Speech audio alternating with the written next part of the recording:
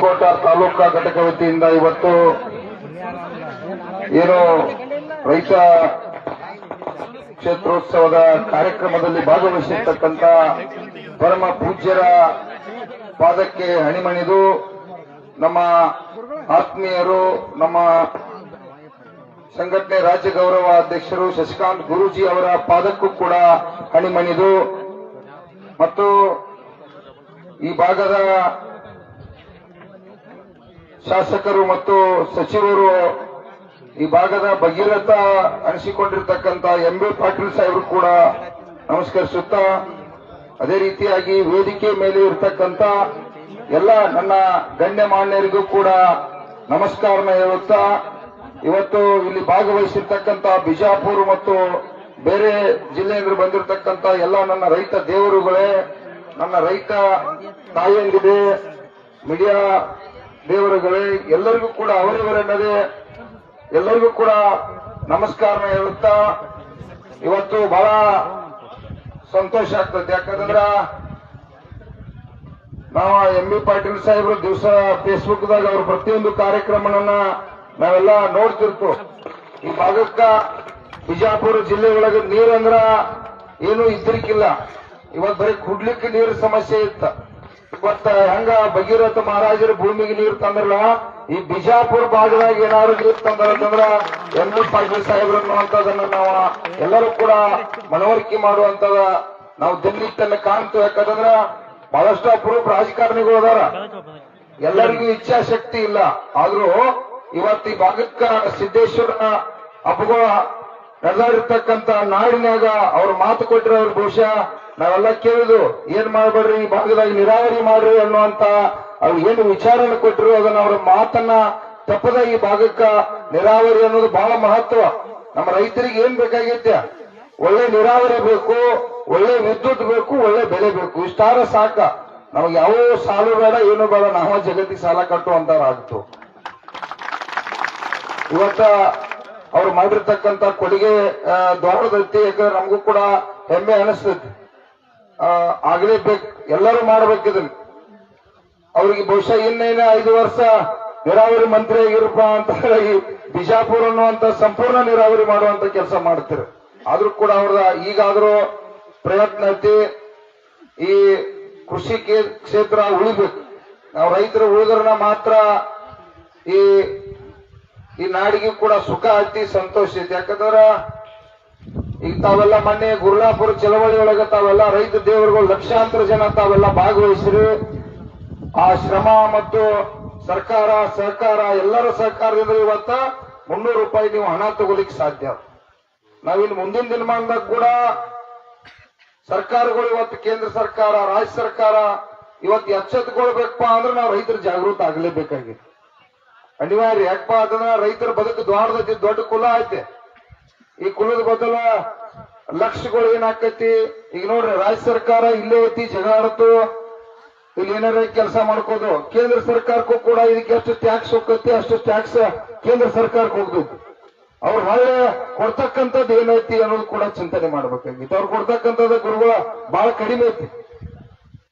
ಇಲ್ಲಿ ಅವ್ರಿಗೂ 4 ಲಕ್ಷ ಗಂಟೆ ರೊಕ್ಕ ಹೋಗತ್ತಿ. ಅವ್ರದ್ರೊಳಗೆ ಕೂಡ ಅವ್ರ 50-60 ಸಾವಿರ ಕೋಟಿ ರೂಪಾಯಿ.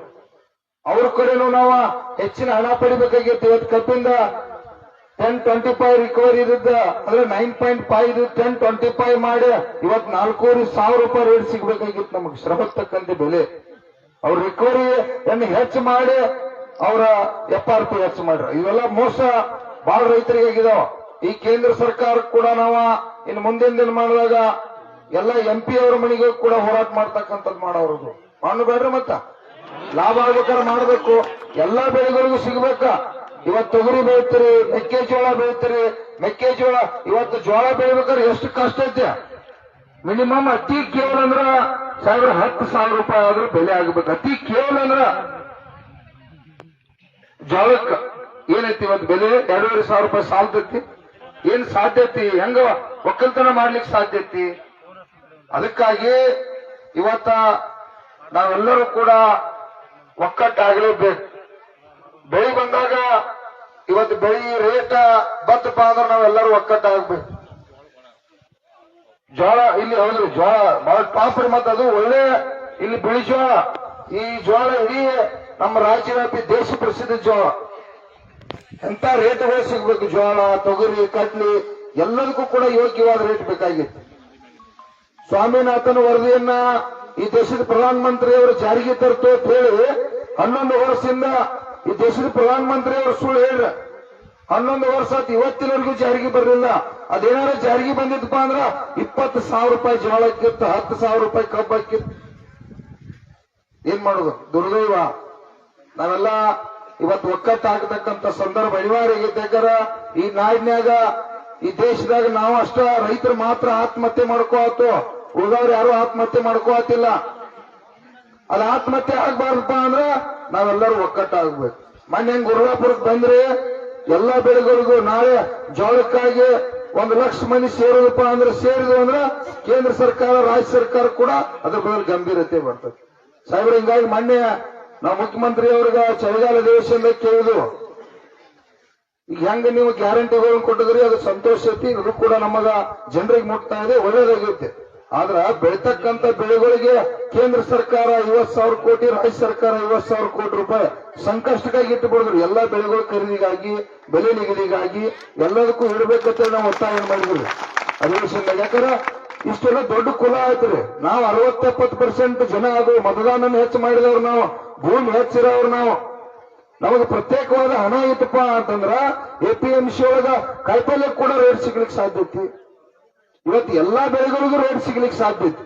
ಅದು ಮುಖ್ಯಮಂತ್ರಿಯವರು ಕೂಡ ವಿಚಾರ ಮುಗಿಸಿದೀವಿ. ತಾವು ಕೂಡ, ಯಾಕಂದ್ರೆ ರೈತರ ಪ್ರತಿಯೊಂದು ಕಷ್ಟವನ್ನ ನೀವೆಲ್ಲ ವಿಚಾರ ಮಾಡಿ ಇವತ್ತು ನೀರಾವರಿಯನ್ನು ಮಾಡಿರ್ತಕ್ಕಂಥವ್ರು. ಇವತ್ತು ನೀರಾವರಿ ಮಾಡಿದ್ರೆ ಬಹಳ ಸಂತೋಷ ಐತಿ. ಮತ್ತಿದನ್ನೆಲ್ಲ ಕಷ್ಟಪಡಿದ್ರೆ ಬೆಳೆಗೆ ರೇಟ್ ಸುಧಾ ಅವಶ್ಯಕತೆ ಐತಿ. ಅದ್ರ ಬದಲು ಕೂಡ ಎಲ್ಲರೂ ಕೂಡ ಗಮನ ಹರಿಸಬೇಕು. ನಾವು ನನ್ನ ರೈತ ದೇವರುಗಳು ಗಮನ ಹರಿಸಬೇಕು. ಯಾಕಂದ್ರೆ ನಮ್ಮ ಬಾಳೆ ಹಾಳಾಗತ್ತೆ. ನಮ್ಮ ಬಾಳೆ ಇವತ್ತ ನಾವು ಉದ್ಧಾರ ಆಗ್ಬೇಕಪ್ಪ ಅಂದ್ರೆ ನಾವು ಒಕ್ಕಟ್ಟಾಗ್ಲೇಬೇಕು. ಸಾಹೇಬ್ರ ಅಂತವ್ರ ಒಳ್ಳೆಯವ್ರ MLA ಆಗ್ಲಿ, ನೀವು ಮತದಾನ ಮಾಡ್ರಿ, ಮತ್ತು MLA ಆಗ್ಲಿ, ನಮಗ ತೊಂದರೆ ಇಲ್ಲ. ಆದ್ರ ನಮ್ಮ ಬದಲಲ್ಲಿ 224 ಮಂದಿ ಹೆಂಗ ಸಾಹೇಬ್ರ ಕಾಳಜಿ ಮಾಡತ್ತಾರಲ್ಲ ಅವರು ಮಾಡ್ಬೇಕು. 500 ಮಂದಿ ಸಂಸದರು ಕೂಡ ನಮ್ಮ ಬದಲು ಚಿಂತನೆ ಮಾಡ್ಬೇಕು. ಅವ್ರು ಯಾರು ಚಿಂತನೆ ಮಾಡತ್ತಿಲ್ಲ. ಚಿಂತನೆ ಮಾಡುವಾಗ ನಾವೆಲ್ಲ ಒಕ್ಕಟ್ಟಾಗಬೇಕಾಗಿತ್ತು.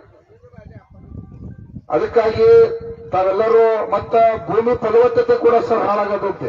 ಭೂಮಿ ಒಳಗ ಹಿಂಗಾಲ 5% ಜಾಸ್ತಿ ಇರಬೇಕಾಗೈತಿ. ಇವತ್ತು ನಾವು ಯೂರಿಯಾ, DAP ಕಾಂಪ್ಲೆಕ್ಸ್ ಅನ್ನ ಹಾಕಿ ಭೂಮಿ ಎಲ್ಲಾ ಫಲವತ್ತತೆ ಹಾಳು ಮಾಡಿ 2% ಇವತ್ತ ಭೂಮಿ ಒಳಗೆ ಹಿಂಗಾಲ ಅದೇನಾರು 0% ಬತ್ತಪ್ಪ ಅಂದ್ರ ಒಂದು ಚೀಲ ಯೂರಿಯಾ, DAP ಊರು ಬೆಳೆದಿಲ್ಲ, ಭೂಮಿ ಎಲ್ಲ ಸಂಪೂರ್ಣ ಹಾಳಾಗ್ತದೆ. ನಾವೆಲ್ಲ ನೈಸರ್ಗಿಕ ಕೃಷಿ ಮಾಡ್ಬೇಕು, ಸಾವಯವ ಕೃಷಿ ಮಾಡ್ಬೇಕು. ಸರ್ಕಾರಗಳು, ಕೇಂದ್ರ, ರಾಜ್ಯ ಸರ್ಕಾರಗಳು ಈ ಸಾವಯವ ಮತ್ತು ನೈಸರ್ಗಿಕ ಕೃಷಿಯನ್ನು ಯಾರು ಮಾಡ್ತಾರೋ ಸರ್ಕಾರನು ಡಬಲ್ ರೇಟ್ ಖರೀದಿ ಮಾಡಿ ಸರಬರಾಜು ಮಾಡುವಂತದ್ದು ಆತಂದ್ರೆ ಸರ ಎಲ್ಲರೂ ಕೂಡ ನಾವು ರೈತರ ಬದಲಾವಣೆ ಆಗುತ್ತೆ. ಏನಾಗತೈತಿ, ಸಾವಯವಕ್ಕೂ ಇದೇ ರೇಟ, ನೈಸರ್ಗಿಕಕ್ಕೂ ಇದೇ ರೇಟಪ್ಪ ಆತಂದ್ರ ಎಲ್ಲಿ ಬಿಡೋಪ್ಪ ಅವನವನ್ನ ಅಂತ ಈ ರೀತಿ ಭಾವನಾ ನಮ್ಮ ರೈತರಲ್ಲಿ ಬಂದ ಮತ್ತು ಕೂಡ ನಾವು DAP ಕಾಂಪ್ಲೆಕ್ಸ್ ಉಗಿಯುವಂತದಾಗತ್ತೆ. ಅದು ಯಾಕಂದ್ರೆ ಭೂಮಿ ಉಳಿಸಲೇಬೇಕು ಸರ್. ಕೃಷಿ ಇಲಾಖೆ ಕೂಡ ನಿನ್ನೆ ಚಲುವರಾಯ ಸಾಹೇಬರು ಕೂಡ ಅಲ್ಲಿ ಅವರು ಒಂದು ಅರ್ಧ ಗಂಟೆ ಸಾಹೇಬ್ರನ್ನ CM ಕೂಡ ಕೂತಿದ್ರು. ಅವ್ರಿಗೆ ಏನ್ ಹೇಳತ್ತಂದ್ರೆ, ಮೊದಲು ಹಳ್ಳಿ ಒಳಗೊಬ್ರು ಗ್ರಾಮ ಸೇವಕ ಇದ್ರೆ ಹಳ್ಳಿ ಒಳಗೆ ಹೋಗಿ ಇದಕ್ಕಿದ ಔಷಧ ಬೆಳಿಬೇಕು, ಇದಕ್ಕ ಬೆಳೆ ಬೆಳಿಬೇಕು, ಈ ಸಂದರ್ಭದಲ್ಲಿ ಬೆಳಿಬೇಕು, ಈ ಮಣ್ಣು ಪರೀಕ್ಷೆ ಮಾಡ್ಬೇಕಂತ ಹೇಳುವಂತ ಸಂದರ್ಭ ಇತ್ತು. ಈ ಕೃಷಿ ಇಲಾಖೆಗೆ ಬರೀ ಒಂದು 200 ಮಂದಿ ಉಳಿದಾರೆ ರಾಜ್ಯದಾಗ. ಅವರು ಇನ್ನು ಕೆಲವರಿಂದ ರಿಟೈರ್ ಆಗ್ತಾರೆ. ಅದಕ್ಕಾಗಿ ಕೃಷಿ ಇಲಾಖೆ ಏನು ಸದೃಢಗೊಳಿಸ್ತಿರ್ತಂದ್ರೆ ಭೂಮಿ ಫಲವತ್ತತೆಯನ್ನು ಮಾಡ್ಲಿಕ್ಕೆ ಸಾಧ್ಯ, ಎಲ್ಲಾ ರೀತಿಯಿಂದ ರಕ್ಷಣೆ ಮಾಡಕ್ ಸಾಧ್ಯ ಐತಿ. ಅದನ್ನು ಕೂಡ ನಾವು ಕೂಡ ಹೇಳಿ, ತಾವು ಕೂಡ ಅದನ್ನೊಂದು ಗಮನ ಹರಿಸ್ರಿ. ಮತ್ತ ಕಾಟಾಗಳು ಕುಣ್ಸಕ್ ಹೇಳಿದ್ರು ಮುಖ್ಯಮಂತ್ರಿ ಸಾಹೇಬರಿಗೆ ಏನ್ ಹೇಳಿದ್ರು ಅಂತಂದ್ರೆ, ಎಲ್ಲಾ ಕಾರ್ಖಾನೆಗಳು ಮುಂದೆ ಈಗಾಗಲೇ ಒಂದು 90 ಕೋಟಿ ರೂಪಾಯಿ ರೊಕ್ಕ ಇಟ್ರಿ, ಇನ್ನೂ ಒಂದು 100 ಕೋಟಿ ರೂಪಾಯಿ ಹೋಗಲಿ, ಒಮ್ಮೆ ಶಾಶ್ವತ ನಿಮ್ ಹೆಸರು ಉಳಿದ ಸಾಹೇಬ್ರ ನೀವೆಲ್ಲಾ ಕಾರ್ಖಾನೆಗಳ ಮುಂದೆ APMC ಡಿಜಿಟಲ್ ಕಾಟ ಕುಣಿಸ್ರಿ ಇವತ್ತು ಒತ್ತಾಯವನ್ನು ಕೂಡ ಮಾಡಿದ್ರು. ಮತ್ತ ರಿಕವರಿ ಶಾಂಪಲ್ ಮಿಷನ್ ಕೂಡ ಮಾಡ್ರಿ ಅಂತ ಹೇಳಿತಿ. ಹೀಗೆ ಹಲವಾರು ವಿಚಾರಗಳ ಕುರಿತ ಮುಖ್ಯಮಂತ್ರಿಯವರು ಕೂಡ ಮನವರಿಕೆ ಆಗೈತಿ. ದಯವಿಟ್ಟ ಇವತ್ತು ನಮ್ಮ ರೈತರ ಬದುಕ ಬಹಳ ಕಷ್ಟದಾಗೈತಿ. ನಮ್ಮ ರೈತರ ಬದುಕನ್ನ ಹಸನು ಮಾಡ್ಕೊಳ್ಳಿಕ್ಕೆ ನಾವೆಲ್ಲ ನನ್ನ ರೈತ ದೇವರುಗಳು, ನಾಡಿನ ರೈತ ದೇವರುಗಳು, ರೈತ ತಾಯಂದಿರು ನಾವೆಲ್ಲ ಕೂಡ ಒಕ್ಕಟ್ಟಾಗಿ ಇವತ್ತ ಹೋರಾಟ ಮಾಡ್ತಕ್ಕಂಥದ್ದು ಕೂಡ ಅನಿವಾರ್ಯ ಐತಿ. ಯಾಕಂತಂದ್ರ ಈಗ ನಾವು ಸಾಹೇಬರಿಗೆ ಇವತ್ತು ತಿಳಿಸಿದ್ವು ಎಲ್ಲ ಅವ್ರು ಒಬ್ಬರ ಹೋಗಿ ಮಾಡುವಂತದ್ದು ಇರಂಗಿಲ್ಲ. ಮೊನ್ನೆ ನಾವು ಗುರ್ಲಾಪುರದಾಗ ಕೂತು ಕಾರ್ಖಾನೆ ಮಾಲೀಕರೇನು ಸಾಮಾನ್ಯ ಅಲ್ಲ. ಯಾಕಂತಂದ್ರ ಅವ್ರೇನ 10 ರೂಪಾಯಿ ಕೊಡೋ ಕಂಪನಿ ಅಲ್ಲದ. ಆದ್ರೂ ನೀವೆಲ್ಲ ರೈತ ದೇವರು ಲಕ್ಷಾಂತರ ಜನ ಒಕ್ಕಟ್ಟಾದ್ರೆ ಇವತ್ತ ನಿಮಗೆ 300 ರೂಪಾಯಿ ಸಿಕ್ತು. ನಮಗೆ 5,500 ರೂಪಾಯಿ ಕಬ್ಬಿಣ ಬಿಲ್ ಸಿಗಬೇಕಂತ ನಮ್ಮ ಪ್ಲಾನ್ ಆಯ್ತ್ರಿ. ಯಾಕಂತಂದ್ರ ಅಷ್ಟು ಶ್ರಮ ಆಯ್ತ್ರಿ. ತಮಗೋದ್ರ ವಿಷಯ ಎಲ್ಲ ಗೊತ್ತಿದ್ದ ವಿಷಯ ಐತಿ. ಕಬ್ಬ 4,700 ರೂಪಾಯಿ ಒಂದು ಟನ್ ಕಬ್ಬಿಗೆ CSCP ಸರ್ಕಾರಕ್ಕೆ ಒಬ್ಬ IAS ಅಧಿಕಾರಿ ಹಿಂದಿರ್ತಕ್ಕಂಥ ರವಿಕುಮಾರ್ ಕೇಂದ್ರ ಸರ್ಕಾರಕ್ಕೆ ಬರ್ತಾರೆ. 4,700 ರೂಪಾಯಿ ಒಂದು ಟನ್ ಬೆಳೆಯಕ್ಕೆ CSCP ಪ್ರಕಾರ ವರದಿ ಖರ್ಚು ಬರ್ತೈತಿ. ರೈತರಿಗೆ ಇಲ್ಲಂದ್ರು 5,000 ರೂಪಾಯಿ ಬಿಲ್ ಕೊಡ್ಬೇಕಂತ ಕಳಿಸ್ಯಾರ. ಮತ್ ನಮಗ 3,300 ದ್ವಾರದಲ್ಲ ಸರ್. ಇನ್ನೊಂದ್ರೆ ನಮ್ದೊಂದು ಏನ್ ಬೇಡಿಕೆ ಐತಂದ್ರ ಈ ಕೇಂದ್ರ ಸರ್ಕಾರದವರು ಕಳಿಗೆ ಹಿಡಿದಿಲ್ಲ, ರಾಜ್ಯ ಸರ್ಕಾರದವರು ಕಳಿಗೆ ಹಿಡಿದಿಲ್ಲ. ಹೊಲದಾಗ ಭೂಮಿ ಇದ್ರೊಳಗೆ ಬಿತ್ತನೆ ಮಾಡೋರು ನಾವು 50,000 ಕೋಟಿ ರೂಪಾಯಿ ಅವರು ಅಲ್ಲಿ ಟ್ಯಾಕ್ಸ್ ಹೋಗತ್ರಿ. ಈ ಅಬಕಾರಿ ಸ್ಪ್ರೀಟ್ ಇತ್ನಾಲ ಆದ ಇದ್ರ ಮೇಲೆ ಈ ರಾಜ್ಯ ಸರ್ಕಾರ ಹೋಗುತ್ತೆ. ಅದ್ರೊಳಗಿನ 1,000 ಇಲ್ಲೊಂದ್ 1,000 ಕೊಟ್ಟಿರ್ತಂದ್ರ ಇದು 2,000 ಇದು 3,500 ಶುದ್ಧ 5,500 ರೂಪಾಯಿ ಹಾಕಿರ್ತೇವೆ. ಇವತ್ತು ಒತ್ತಾಯ ಐತಿ. ಅದನ್ನ ಮುಂದಿನ ದಿನಮಾನದಾಗ ಮತ್ತು ಕೂಡ ನಾವೆಲ್ಲ ಹೋರಾಟ ಮಾಡೋಣ. ಇವತ್ತ ಈ ಭಾಗಕ್ಕ ಒಳ್ಳೆ ಶಾಸಕರು ಸಿಕ್ಕಾರು, ನಮಗೂ ಕೂಡ ಸಂತೋಷ ಆಕೈತೆ. ನಾವು ರೈತ ಸಂಘದವರ ಎಲ್ಲವನ್ನು ವಿರೋಧ ಮಾಡ್ತಿರ್ತು, ಆದ್ರೆ ಒಳ್ಳೆಯವ್ರ ಮಾತ್ರ ಗೌರವಿಸ್ತು. ಇದು ನಮ್ಮ ಕರ್ತವ್ಯ. ನಾವು ಮಾನ್ಯ ಮುಖ್ಯಮಂತ್ರಿ ಅವರಿಗೆ ಈ ಕಬ್ಬು ಬೆಳೆಗಾರ ಬದಲ ಸ್ಪಂದನೆ ಮಾಡಿದಕ್ಕಾಗಿ ಅವರಿಗೆ ಸನ್ಮಾನ ಕೂಡ ಮಾಡಿರ್ತಕ್ಕಂಥ ಸಂದರ್ಭ. ಯಾಕಂತಂದ್ರ ಸರ್ಕಾರ ಅವಾಗ ನಮಗೆ 200 ರೂಪಾಯಿಗೆ ಬಂದಿತ್ತು. ಒಂದು 100 ರೂಪಾಯಿ ವ್ಯವಹಾರ ನಮಗದ ಹತೋಟಿಗೆ ಬಗೆಯಿರಲಿಲ್ಲ. ಅದು ಮುಖ್ಯಮಂತ್ರಿ ಅವ್ರ ಕಡೆ ಹೋದ್ರು. ಮುಖ್ಯಮಂತ್ರಿ ಅವರು ಸಾಹೇಬರು ಎಲ್ಲರೂ ಕೂಡ ಇದ್ರು. ಅವಾಗ ಗಟ್ಟಿಯಾಗಿ ಕಾರ್ಖಾನೆ ಅವ್ರ ಮೇಲೆ ಒತ್ತಾಯ ಮಾಡಿ ಸರ್ಕಾರದಿಂದ 50 ಕೊಟ್ಟು 300 ರೂಪಾಯಿ ಮಾಡ್ತಕ್ಕಂಥದ್ದು ಮಾಡಿತ್ತು. ಅದಕ್ಕೆ ಸರ್ಕಾರ ಕೂಡ ಧನ್ಯವಾದ ಸಲ್ಲಿಸಿದೀವಿ. ಕೆಲವು ಜನ ಕೋರ್ಟಿಗೆ ಹೋಗ್ಯಾರು, ನೀವೇನ್ ಹೆದರ್ಬೇಡ್ರಿ. ದಯವಿಟ್ಟು ಕೋರ್ಟ್ಗೆ ಹೋಗಿರ್ತಕ್ಕಂಥ ಕಾರ್ಖಾನೆ ಮಾಲೀಕರಿಗೆ ನನ್ನ ಮೀಡಿಯಾ ದೇವರುಗಳ ಮುಖಾಂತರ ವಿನಂತಿ ಮಾಡ್ತಾ ಇದ್ದೀನಿ, ತಾವ ಈ ರೈತರ ಮೇಲ ಆಟ ಆಡಕ್ ಹೋಗ್ಬೇಡ್ರಿ. ನೀವೇನಿದ್ರು ನರೇಂದ್ರ ಮೋದಿ ಅವ್ರ ಕಡೆ ಹೋಗ್ರಿ, ಅಲ್ಲಿ ಹೋಗಿ ನೀವು ಉತ್ತನಾಲನ್ನ 100 ಲೀಟರ್ ಖರೀದಿ ಮಾಡ್ರಿ, ಸಕ್ಕರೆ ರೇಟ್ 100 ರೂಪಾಯಿ ಮಾಡ್ರಿ. ನಮಗ್ ಮಾತ್ರ ಇನ್ನ 5,500 ರೂಪಾಯಿ ಹೆಂಗ ಕೊಡಿಸ್ಬೇಕಂತ ಕಾರ್ಖಾನೆ ಮತ್ತು ಸರ್ಕಾರ ಕೂಡ ಚಿಂತನೆ ಮಾಡ್ರಿ. ರೈತರ ವಿರುದ್ಧ ಕೋಟಿ ಹೋಗಿರಪ್ಪ ಅಂದ್ರ ಮುಂದಿನ ದಿನಮಾನದಾಗ ನಮ್ಮ ರೈತ ದೇವರುಗಳು ನಿಮ್ಮ ಅನಿವಾರ್ಯವನ್ನು ಬರೀತಾರ. ಅದಕ್ಕಾಗಿ ದಯವಿಟ್ಟು ರೈತರ ಜೊತೆ ಆಟ ಆಡಬೇಡ್ರಿ. ನಾವು 12 ತಿಂಗಳು ಬೆಳೆದಕ್ಕೆ ಕಷ್ಟಪಟ್ಟ ಇನ್ನ ತಿಂಗಳಾದ ಕೆಲವು ಕಾರ್ಖಾನೆಗಳು ಕಬ್ಬಿಣ ಬಿಲ್ ಹಾಕಿಲ್ಲ. ಕಾರ್ಖಾನೆಗಳು ಎಲ್ಲರೂ ಕೂಡ ಕಬ್ಬಿಣ ಬಿಲ್ ಹಾಕ್ರಿ. ಏನು 300 ರೂಪಾಯಿ ದ್ವಾರದಲ್ಲಿ ನೀವು 4-5 ವರ್ಷದಿಂದ ಒಂದು 100 ರೂಪಾಯಿ ಇವ್ರು ಹೆಚ್ಚಿಗೆ ಕೊಟ್ಟಿಲ್ಲ. ಈ ಸಲ ಏನೋ ಒಂದು ಹೋರಾಟಕ್ಕ ತಾವು 300 ರೂಪಾಯಿ ಜಾಸ್ತಿ ಕೊಟ್ಟ ದೊಡ್ಡ ಇತಿಹಾಸ ತಿಳ್ಕೊಬೇಡ್ರಿ. ಕೊಡ್ರಿ ರೈತರಿಗೆ, ನಾಡಿನ ರೈತರಿಗೆ ಕೊಟ್ರಪ್ಪ ಅಂತಂದ್ರ ರೈತರು ನೆಮ್ಮದಿ ಇದ್ರಪ್ಪ ಅಂತಂದ್ರ ಇಡೀ ನಾಡೆಲ್ಲ ನೆಮ್ಮದಿ ಇರ್ತೈತಿ. ಇವತ್ತ ಇನ್ನ ಬಹಳಷ್ಟು ವಿಷಯ, ಯಾಕಂದ್ರೆ ರೈತ ಸಂಘದವ್ರು ನಮ್ಗೆ ಹಂಗ ಮಾತಾಡಿದವ್ರು 2 ದಿವಸ ಮಾತಾಡ್ತು. ಇವತ್ ನಮ್ನೆಲ್ಲ ಕರೆಸಿ ತಾವು ಸನ್ಮಾನಿಸಿ ಇವತ್ತೆಲ್ಲ ಪೂಜ್ಯರ ಎಲ್ಲರ ನೇತೃತ್ವದಾಗ ತಾವೆಲ್ಲ ಇವತ್ತು ನಮ್ಮನ್ನ ಗೌರವಿಸಿದ್ದಕ್ಕಾಗಿ ತಮಗೆಲ್ಲರಿಗೂ ಕೂಡ ದ್ರಾಕ್ಷಿ ಈ ಕಡೆ ಭಾಗದಾಗ ದ್ರಾಕ್ಷಿ ಮೇಜರ್ ಬೆಳೆ ನಾವು ಮೊನ್ನೆ ಮುಖ್ಯಮಂತ್ರಿ ಅವರಿಗೆ 1 ಕೆಜಿಗೆ 500 ರೂಪಾಯಿ ಒಣ ದ್ರಾಕ್ಷಿಗೆ ಕೊಡ್ಲೇಬೇಕಂತೇಳಿ ಕೂಡ ಒತ್ತಾಯ ಮಾಡಿದ್ರು. ಕಡ್ಡಾಯವಾಗಿ ಕೊಡ್ಲೇಬೇಕಾದ್ರೆ ದ್ರಾಕ್ಷಿ ಬೆಳೆಗಾರರು ಕೂಡ ಬಂಡವಾಳವನ್ನು ಬಹಳ ಹಾಕಿರ್ತಾರ. ಒಂದು ದ್ರಾಕ್ಷಿ ಪಡ ರೆಡಿ ಮಾಡ್ಬೇಕಾದ್ರೆ 4-5 ಲಕ್ಷ ರೂಪಾಯಿ ಖರ್ಚೈತಿ. ಅದಕ್ಕಾಗಿ ಅದು ಕೂಡ ದ್ರಾಕ್ಷಿ ಏನೈತ್ರಲ್ಲ ಬಡ ಮಕ್ಕಳು ಸಿಗ್ತಾವ್ರಿ. ಹೌದು ತತ್ತಿ ಕೊಡ್ತಾರಲ್ಲ, ಪ್ರತಿಯೊಂದು ಕರೆಕ್ಟ್. ಸ್ಕೂಲ್ಗಳು ಕೂಡ ಇದು ದೊಡ್ಡ ವಿಟಮಿನ್ ಏನು ತಪ್ಪಿಲ್ಲ, ಅದು ಸರಿ ಇದ್ರೆ ಸರ್ಕಾರ ಮಾಡ್ರೆ ಒಳ್ಳೇದು. ಯಾಕಂತಂದ್ರ ಅದರಿಂದ ಹೊಟ್ಟೆ ಪಚನ ಕ್ರಿಯೆ ಆಕತಿ, ನಮಗೂ ಕೂಡ ಎನರ್ಜಿ ಬರ್ತೈತಿ. ಅದಕ್ಕ ಮುಖ್ಯಮಂತ್ರಿ ಅವರಿಗೆ ಮತ್ತು ಕೂಡ ಹೋರಾಟ ಮಾಡ್ತಕ್ಕಂಥ ಸಂದರ್ಭದಾಗ ಸ್ಕೂಲ್ ಮಕ್ಕಳಿಗೆ ಕಡ್ಡಾಯವಾಗಿ ಈಗ ಹೆಂಗ್ ತತ್ತಿ ಕೊಡ್ತೀರಿ ಅದ್ರ ಜೊತೆ ಇವತ್ತ ದ್ರಾಕ್ಷಿ ಒಣ ದ್ರಾಕ್ಷಿಯನ್ನ ಕೊಡ್ತಕ್ಕಂಥದ್ದು ಕೂಡ ಮಾಡೋಣ ಅಂತೇಳಿ ನಿಮ್ ಪರವಾಗಿ ಒತ್ತಾಯ ಮಾಡೋಣ. ದಯವಿಟ್ಟು ನಮ್ನೆಲ್ಲ ಕರೆಸಿ ಮಾತಾಡ್ಲಿಕ್ಕೆ ಅವಕಾಶ ಕೊಡೋದಕ್ಕಾಗಿ ತಮ್ಗೆಲ್ಲರಿಗೂ ನನ್ನ ರೈತ ದೇವರುಗಳಿಗೆ ಪರಮ ಪೂಜ್ಯರಿಗೆ ಎಲ್ಲರಿಗೂ ವೇದಿಕೆ ಮೇಲೆ ಇರ್ತಕ್ಕಂಥವ್ರಿಗೆ ಎಲ್ಲರಿಗೂ ನಮಸ್ಕರಿಸಿ ನಾನು